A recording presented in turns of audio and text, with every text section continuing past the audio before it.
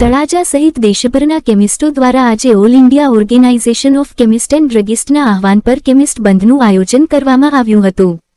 તાલુકા chemist association દ્વારા તળાજા મામલતદારને આવેદનપત્ર પાઠવી વિવિધ માંગણીઓ રજૂ કરવામાં આવી હતી। કેમિસ્ટ એસોસિએશનના જણાવ્યા મુજબ ઓનલાઈન દવાઓના ગેરકાયદેસર વેચાણ પર પ્રતિબંધ મૂકવા માંગ કરાઈ।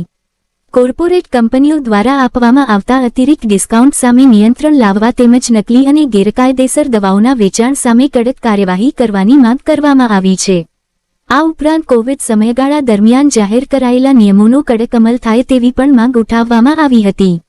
એસોસિએશનના હોદ્દેદારોએ જણાવ્યું હતું કે આ મુદ્દાઓ માત્ર કેમિસ્ટ વ્યવસાય પૂરતા મર્યાદિત નથી પરંતુ સામાન્ય જનતા અને દર્દીઓના આરોગ્ય સાથે સીધા જોડાયેલા છે।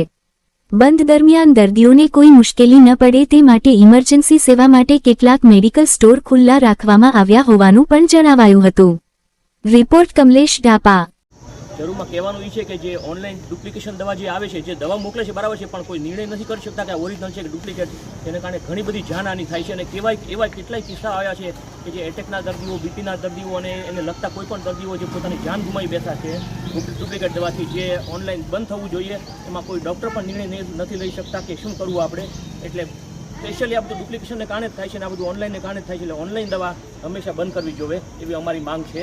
એસોસિએશનના સભ્ય સત્કાર medical general store Talaja Nilesh Joshi, અમે 2 મેડિકલ સ્ટોરની વ્યવસ્થા કરેલી છે। એમાં એક ઇમરજન્સીમાં દર્શક મેડિકલ સ્ટોર છે અને બીજું તળાજા મેડિકલ સ્ટોર વાવ ચોકની અંદર રાખેલો છે। બંને માટે ઇમરજન્સી સારવાર, ઇમરજન્સી મેડિસિન મળી શકશે। તળાજાની જનતાને કોઈ પણ જાતની તકલીફ નહીં પડે। Joint secretary Bhavnagar district chemist association, secretary Shri Talaja chemist association.